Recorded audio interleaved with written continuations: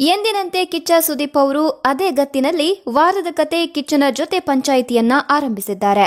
ಬಂದ ಕೂಡಲೇ ಸ್ಪರ್ಧಿಗಳಲ್ಲಿ ತುಂಬಿ ಹೋಗಿರುವ ಅಹಂಕಾರದ ಬಗ್ಗೆನೇ ಮಾತನ್ನ ಶುರು ಮಾಡಿದ್ದಾರೆ.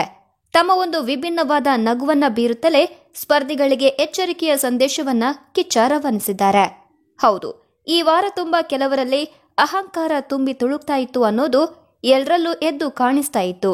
ಯಾರ್ಯಾರು ಯಾವೆಲ್ಲ ರೀತಿಯಲ್ಲಿ ಅಹಂ ತೋರಿಸಿದ್ದಾರೆ ಅನ್ನೋದು ಈ ವಾರ ಬಯಲಾಗಿದೆ.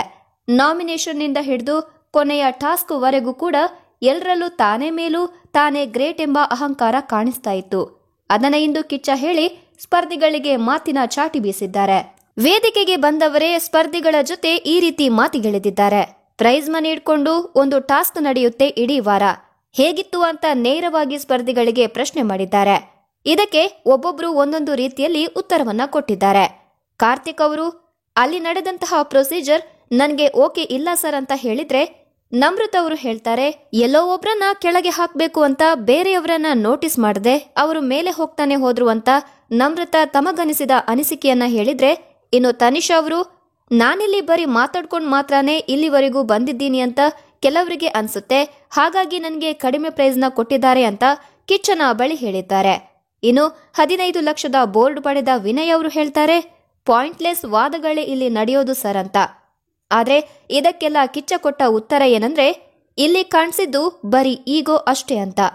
ನನ್ನ ತಟ್ಟೆಯಲ್ಲಿ ಊಟ ಇಲ್ಲದೆ ಇದ್ರೂ ಪರವಾಗಿಲ್ಲ, ಪಕ್ಕದವರು ಊಟ ಮಾಡಬಾರ್ದು ಅಂತ ಸ್ಪರ್ಧಿಗಳಿಗೆ ಹೇಳಿ ಬಿಸಿ ಮುಟ್ಟಿಸಿದ್ದಾರೆ ಕಿಚ್ಚ.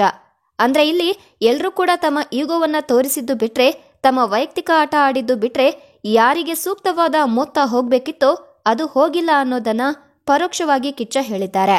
ಅಂದ್ರೆ ತನಗಾಗದವನಿಗೆ ಅತಿ ಕಡಿಮೆ ಪ್ರೈಸ್ ಸಿಗ್ಬೇಕು ಅನ್ನೋದು ಸ್ಪರ್ಧಿಗಳ ತಲೆಯಲ್ಲಿ ಇತ್ತು. ಅದನ್ನೇ ಇವಾಗ ಕಿಚ್ಚ ಹೇಳಿರೋದು. ನನಗೆ ಕಡಿಮೆ ಮೊತ್ತದ ಬೋರ್ಡ್ ಬಂದಿದ್ರೆ ನನಗಾಗದವನಿಗೂ ಕಡಿಮೆ ಮೊತ್ತದ ಬೋರ್ಡ್ ಹೋಗ್ಬೇಕು ಅಂತ ಎಲ್ರೂ ಕೂಡ ವೋಟ್ ಮಾಡಿದಂತೆ ಇತ್ತು. ಹಾಗಾಗಿ ಇದನ್ನ ಕಿಚ್ಚ ಸುದೀಪ್ ಅವರು ಇಂದು ಸ್ಪರ್ಧಿಗಳಿಗೆ ಕೇಳಿದ್ದಾರೆ.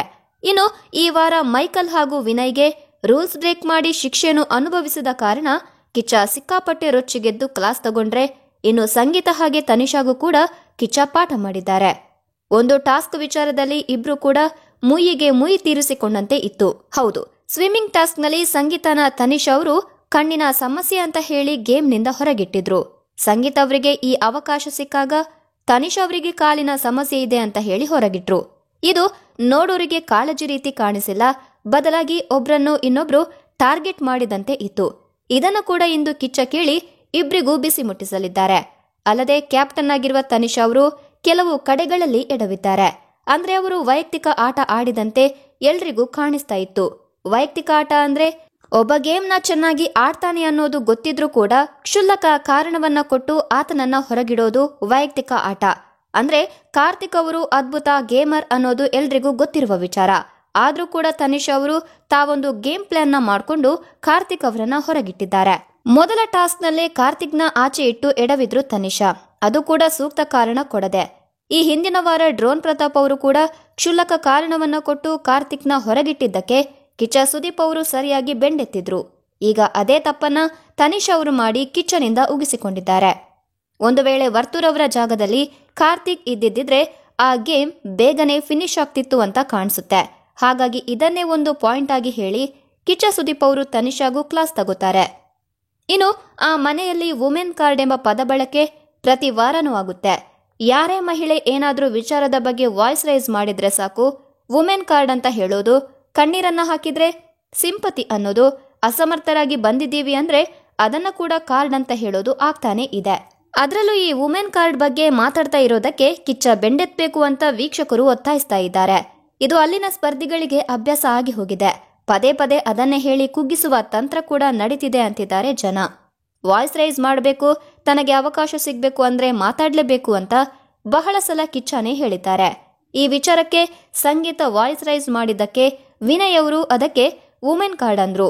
ಮೆನ್ ವುಮೆನ್ ಅನ್ನುವ ಡಿಫ್ರೆನ್ಸಿಯೇಷನ್ ನ ಈ ಮನೆಯಲ್ಲಿ ಬರೀ ನಿನ್ಬಾಯಿಂದನೇ ಯಾಕೆ ಬರುತ್ತೆ ಅಂತ ವಿನಯ್ ಅವರು ಪ್ರಶ್ನೆ ಮಾಡಿದ್ರು. ಇದನ್ನ ಕಿಚ್ಚ ಸುದೀಪ್ ಅವರು ಕೇಳಿ ವಿನಯ್ಗೆ ಕ್ಲಾಸ್ ತಗೋಬೇಕು ಅಂತಿದ್ದಾರೆ ವೀಕ್ಷಕರು.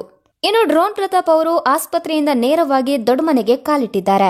ಹೌದು, ಬಿಗ್ ಬಾಸ್ ಸೀಸನ್ 10 ಸೆಮಿಫೈನಲ್ ಹಂತಕ್ಕೆ ತಲುಪ್ತಾ ಇದೆ. ದಿನ ದಿನಕ್ಕೆ ಕಲರ್ಸ್ ಕನ್ನಡ ರಿಯಾಲಿಟಿ ಶೋ ಕುತೂಹಲವನ್ನ ಮೂಡಿಸ್ತಾ ಇದೆ.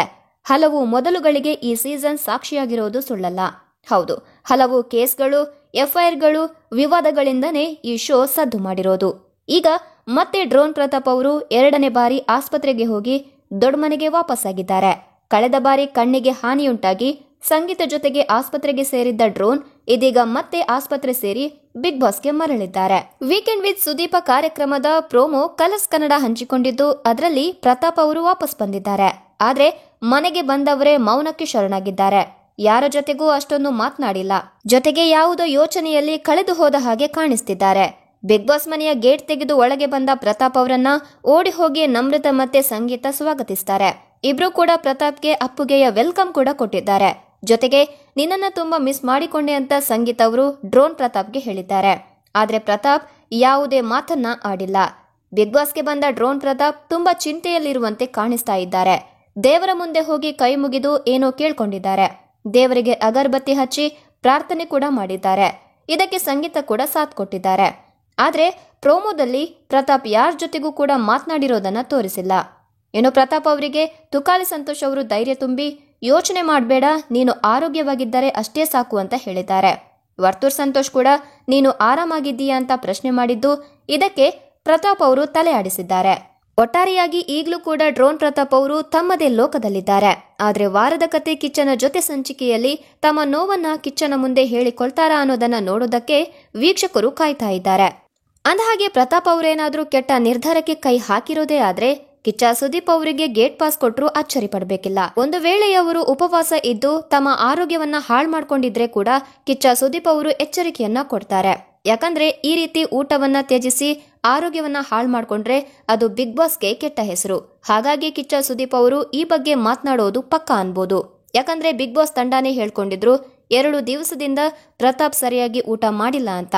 ಹಾಗಾಗಿ ಈ ಬಗ್ಗೆ ಪ್ರಸ್ತಾಪ ಆಗೋದ್ರಲ್ಲಿ ಅನುಮಾನ ಇಲ್ಲ. ಇನ್ನು ಎಂದಿನಂತೆ ವಾರದ ಕತೆ ಕಿಚ್ಚನ ಜೊತೆ ಸಂಚಿಕೆಯಲ್ಲಿ ಕಿಚ್ಚನ ಚಪ್ಪಾಳೆ ಯಾರಿಗೆ ಸಿಗಲಿದೆ ಅನ್ನುವ ಕುತೂಹಲ ಪ್ರತಿಯೊಬ್ಬರಲ್ಲೂ ಇರುತ್ತೆ. ತುಂಬಾ ಅಭಿಮಾನಿಗಳು ಈ ವಾರದ ಕಿಚ್ಚನ ಚಪ್ಪಾಳೆ ಸಂಗೀತ ಅವರಿಗೆ ಸಿಗ್ಬೇಕು ಅಂತ ಹೇಳಿದ್ರೆ, ಇನ್ನು ಕೆಲವರು ವಿನಯ್, ಕಾರ್ತಿಕ್, ಡ್ರೋನ್ ಪ್ರತಾಪ್ಗೆ ಕಿಚ್ಚನ ಚಪ್ಪಾಳೆ ಸಿಗ್ಬೇಕು ಅಂತ ಕಮೆಂಟ್ ಮೂಲಕ ಹೇಳ್ತಾ ಇದ್ದಾರೆ. ಆದ್ರೆ ಈ ವಾರದ ಕಿಚ್ಚನ ಚಪ್ಪಾಳೆ ಸಿಕ್ಕಿರೋದು ವರ್ತೂರ್ ಸಂತೋಷ್ ಅವರಿಗೆ. ಹೌದು, ವರ್ತೂರ್ ಸಂತೋಷ್ ಅವರು ಕಳೆದ ಬಾರಿಗಿಂತ ಈ ವಾರ ತುಂಬಾ ಚೆನ್ನಾಗಿ ಮುಂದೆ ಬಂದು ಆಟ ಆಡಿದ್ದಾರೆ. ಹಾಗಾಗಿ ಈ ವಾರದ ಕಿಚ್ಚನ ಚಪ್ಪಾಳೆ ವರ್ತೂರ್ ಸಂತೋಷ್ ಅವರ ಪಾಲಾಗಿದೆ. ನಿಮ್ಮ ಪ್ರಕಾರ ಈ ವಾರದ ಕಿಚ್ಚನ ಚಪ್ಪಾಳೆ ಯಾರಿಗೆ ಸಿಗ್ಬೇಕಿತ್ತು ಅನ್ನೋದನ್ನ ಕಮೆಂಟ್ ನಲ್ಲಿ ತಿಳಿಸಿ. ಅಂದಹಾಗೆ ಈ ವಾರ ಒಟ್ಟು 5 ಜನ ನಾಮಿನೇಟ್ ಆಗಿದ್ದಾರೆ. ಅವರ ಪೈಕಿ ಒಬ್ಬರ ಪಯಣ ಈ ವಾರ ಮುಕ್ತಾಯವಾಗಲಿದೆ. ನಿಮ್ಮ ಪ್ರಕಾರ ಯಾವ ಸ್ಪರ್ಧಿ ಬಿಗ್ ಬಾಸ್ ನಿಂದ ಆಚೆ ಬರ್ತಾರೆ ಅನ್ನೋದನ್ನ ಕಮೆಂಟ್ ನಲ್ಲಿ ತಿಳಿಸಿ. ನಮ್ಮ ಪ್ರಕಾರ ಮೈಕಲ್ ಅಥವಾ ತುಕಾಲಿ ಸಂತೋಷ್ ಅವರಲ್ಲಿ ಮೈಕಲ್ ಅವರು ಆಚೆ ಬರ್ಬೋದು ಅಂತ ಅನಿಸ್ತಾ ಇದೆ. ನಿಮ್ಗೆ ಯಾವ ಸ್ಪರ್ಧಿ ಹೋಗ್ಬೇಕು ಅನ್ನೋದನ್ನ ಕಮೆಂಟ್ ನಲ್ಲಿ ತಿಳಿಸಿ ಅಂತ ಹೇಳ್ತಾ ಈ ವಿಡಿಯೋವನ್ನ ಇಲ್ಲಿಗೆ ಮುಗಿಸ್ತಾ ಇದ್ದೀನಿ. ಧನ್ಯವಾದ.